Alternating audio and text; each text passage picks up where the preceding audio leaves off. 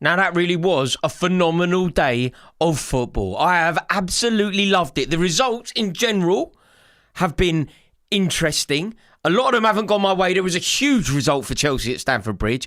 And to be live on TalkSport, to be watching that game with Jamie O'Hara as Chelsea win it in the last minute was a dream come true. And then I get home in time to watch that Liverpool game. Now, that really was a spectacular game as well. I thought it was such a throwback game. I loved every minute of it. You know those sort of old end-to-end brilliant games? It was a genuine homage for what that fixture represents. When you think of Newcastle versus Liverpool or Liverpool versus Newcastle, it's a fixture that conjures up some of the best memories in Premier League football. Even the game this season was a pretty spectacular one. But then you think immediately, don't you? You think of Stan Collymore scoring the winner in the last minute, Kevin Keegan slumped over the boards, and as a fixture, it has an awful lot to live up to.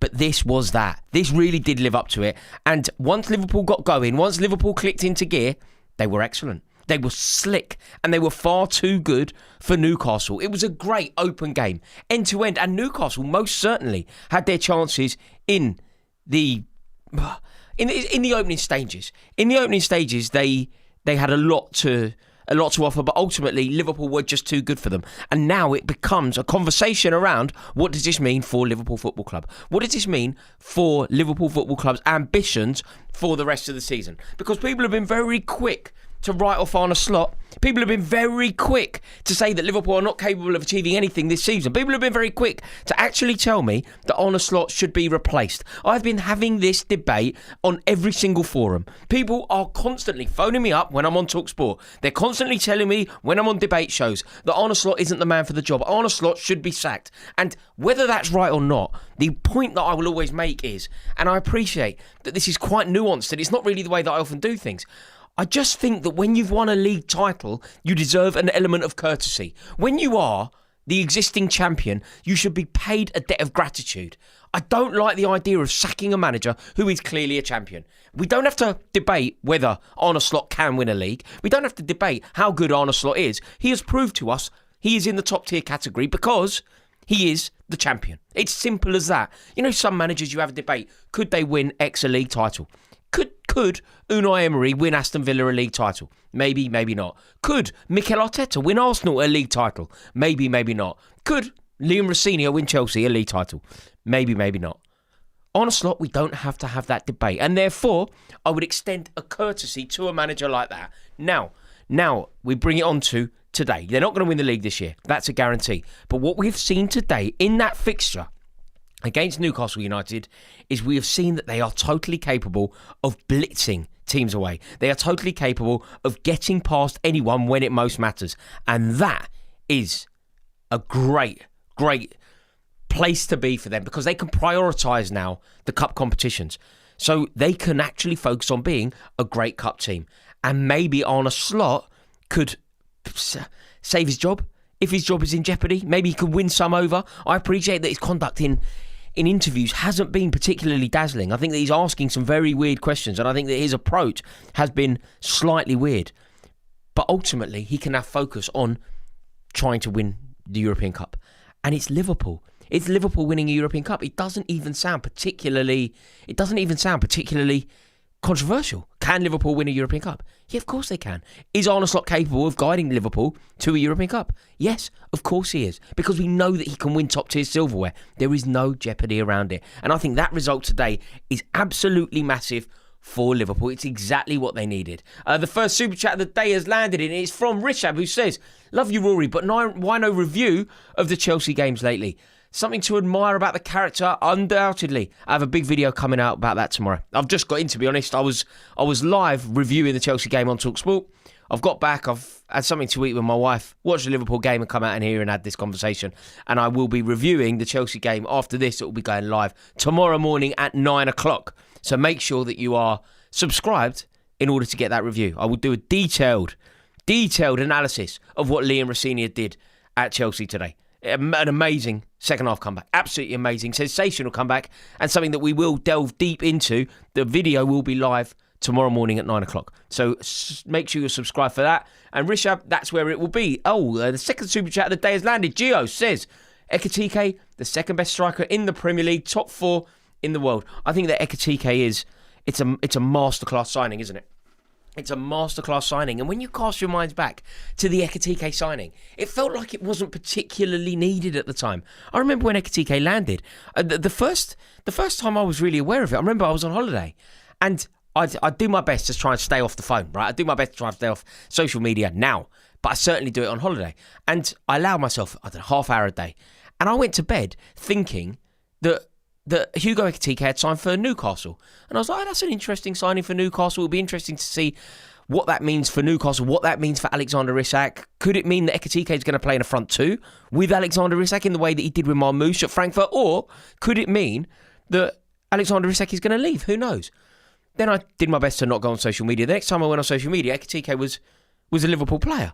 And at the time, I remember thinking, God, that was a masterstroke from the Liverpool hierarchy. That was absolutely genius from the Liverpool hierarchy to use their might as the great Liverpool Football Club, to use their power and prowess as being the reigning champions and go and pluck a player out of the jaws of another club.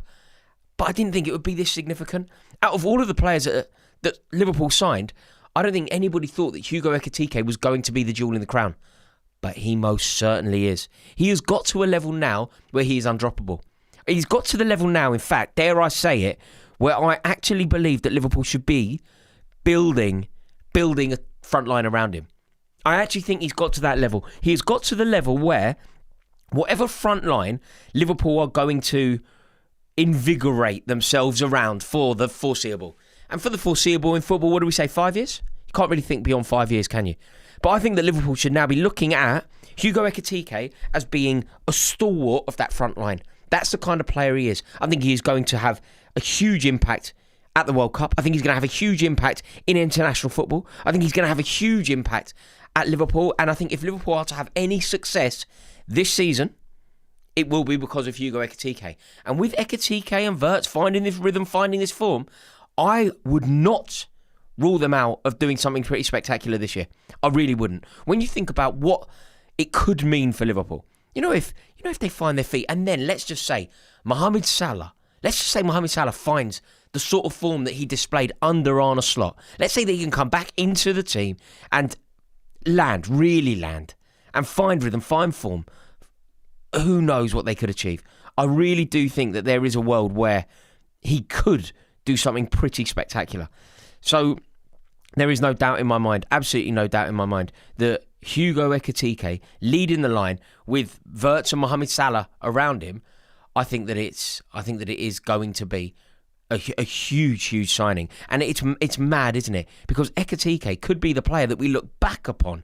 Ekitike could be the player that we look back upon in this window and go, oh wow, that was the player. Everybody was talking about Alexander-Arnold leaving. Everybody was talking about Milos Kerkez landing. Everybody's talking about Florian Wirtz, and Alexander Isak was the story of the summer. And yet it could be that the Ekitike news is the biggest news that there is. Another super chat has landed. Thank you. It's from, it's Nat who says, love the Konate goal. Hearts to him and his family. Yeah, absolutely. A sad week for the Konate family, and it's a nice super chat there to acknowledge that and pay homage to his father. Nick Raymond in the super chat says, Hugo Ekitike and Florian Wirtz link up so well. They understand one another so well, and it can only get better. Must be frustrating to try and defend against that. Well, the truth is, you can't. When players have that telepathy, like we've seen it time and time again in the Premier League, haven't we? The go-to example is always York and Cole. Dwight York and Andy Cole winning a treble for Manchester United. That's what they did. That's what they managed to formulate. That understanding that made it impossible to defend against them because they're operating on a completely different wavelength to everyone else. Similarly, we've seen it time and time again. We've seen it with Steven Gerrard and Fernando Torres at Liverpool. I think people are very quick to forget quite how impressive that link-up was. Like, if you are basically my age, when you think of what Fernando Torres was that season, the 2008 season, it was mind-blowingly brilliant. It was like, it was almost unlike anything I've ever seen before.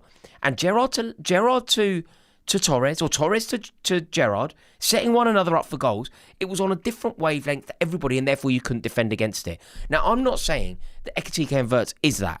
I'm not even saying that Ekitike and Wirtz will get to that level.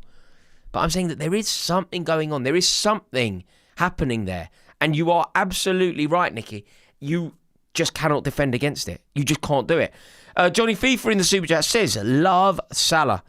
But they won today despite him, not because of him. This isn't a blip. His legs are gone. The way Trippier caught him up on the break shows it. You know what, Johnny? You might be right. You might be right. You might be completely correct here. You might have Mohamed Salah's number. And maybe it's over for him. And we've seen it happen to certain footballers. Some would say it's over for Raheem Sterling at 31. There was a moment I remember it clear as day, when Branislav Ivanovic went from being one of our best players, and he's one of our best players ever at the back, to just finished. It was just over. And you might be right about Mohamed Salah, but I'm not of that opinion. I'm not of that opinion. This time last year, there was a genuine conversation about Mohamed Salah winning a Ballon d'Or. This time last year, 365 days ago, Mohamed Salah was one of the best players in the world. Mohamed Salah was playing to a level that made him his best version of himself. He was better this time last year than he ever was under Jurgen Klopp. I don't believe that there is a world where he cannot rediscover that. I think that there is undoubtedly an opportunity for Mohamed Salah to have one final swan song and get to a level where he can contribute massively to Liverpool this season. Look, I don't think this is an extreme thing to say. The league is gone for Liverpool, but they can secure top four. And then it's about silverware. It's always about silverware when you're at a prestigious club like Liverpool. When you're at a club the size of Liverpool, it is always about silverware. And when you're at a club like Liverpool, it's almost always about European silverware, top-tier European silverware. Do you think it's genuinely beyond the realms of possibility for Mohamed Salah to have a huge impact in a Champions League game away at Bayern Munich? I just don't. I'm just not there. And look, Johnny, I appreciate your super chat, but I'm going to respectfully disagree with it entirely.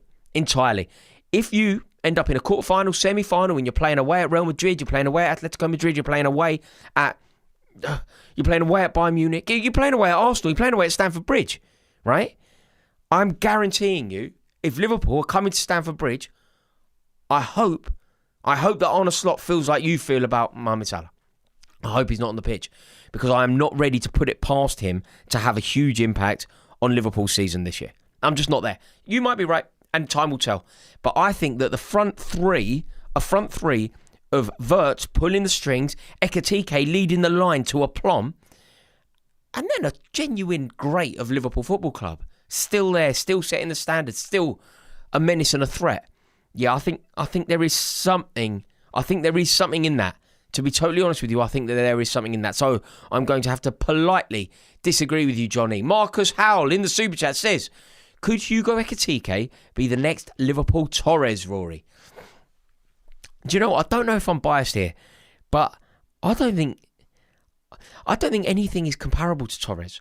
Like, you know when people have the debate, the Suarez or Torres debate, I kind of think the answer is Torres. If you are just doing the best single season ever, I know the numbers will back Suarez, but I've never seen anything like Torres. I've just never seen anything like it. The variety of goal, the electrifying pace, the value of the goals that he would score, big goals in big games, the link up with Steven Gerrard, all doing it in a fairly underwhelming Liverpool team at times. I just thought it was amazing. I just thought it was honestly amazing. Can Hugo Ekitike do that? No, I don't think he can.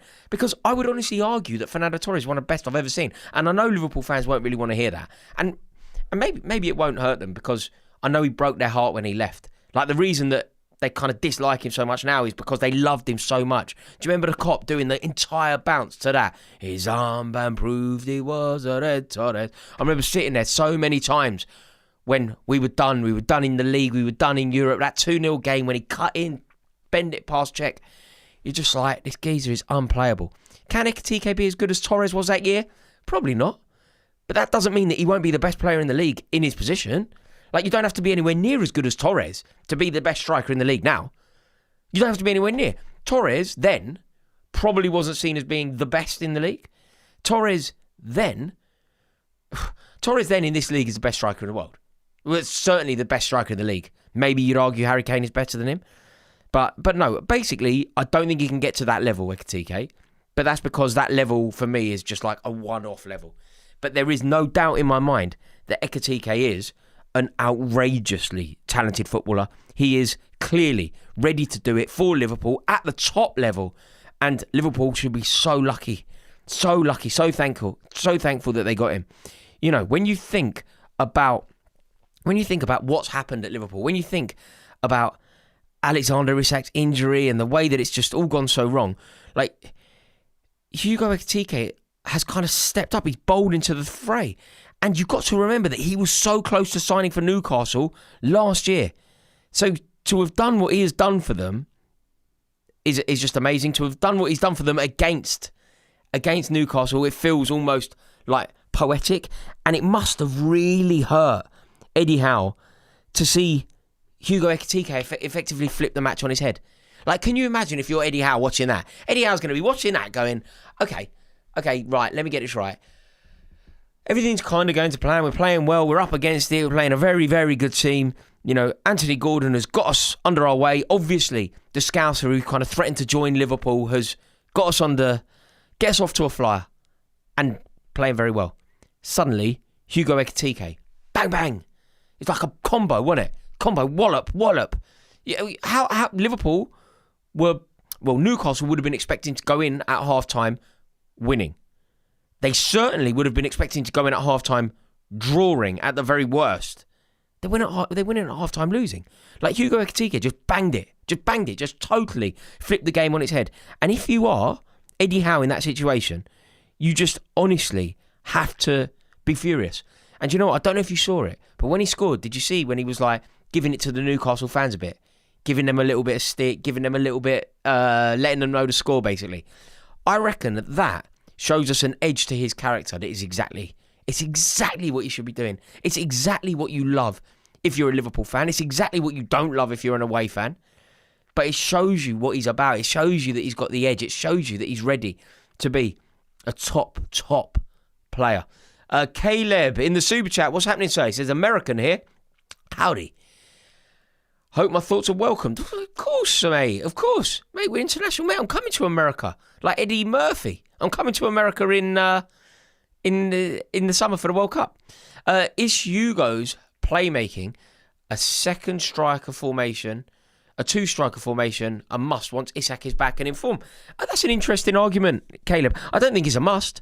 I think that he's proved that he can lead the line on his own. I don't think it's in jeopardy. Could he benefit from maybe playing as a two? Alexander Isak up front with Hugo Ekitike. Ekitike has already played in a two and succeeded with Omar Marmoush at Frankfurt. I think it's an interesting angle. I don't think it's essential. I think good players will thrive in almost any formation. I think good players will rise to the top. And Hugo Ekitike is most certainly that. But yeah, he could flourish in a two. And I like the idea of it in a two. But no, of course you are. Of course you are welcome. Whereabouts in the States are you watching from? I think I'm going to Texas. for the England game, which should be good fun. Zeke in the super chat says, Florian Wirtz is the Felipe Coutinho incarnation. Yeah, I mean, Coutinho was Coutinho that season, that particular season as well. When Liverpool won 3-1 at the Bridge, he scored an amazing goal. Coutinho, Coutinho, yeah, I mean, he was an amazing player. He was undoubtedly an amazing player. But yeah, I think Florian Wirtz is everything that Liverpool need him to be at the moment. He's the personality of the team. He's the invention of the team. He is a really, really good player. Exactly what they need. But it's been an amazing result for Liverpool. It's exactly what they need. Things are going in the right direction. And off the back of watching it, I just wanted to have a chat with you. So I wanted to say thank you to every single one of you for tuning in. Do me a favour before you go. Please do click subscribe. Really helps me out. If you would be kind enough to join the community, I've got a big video coming out at 9 o'clock in the morning. So make sure you are subscribed for that. Have a wonderful evening. Ta-da.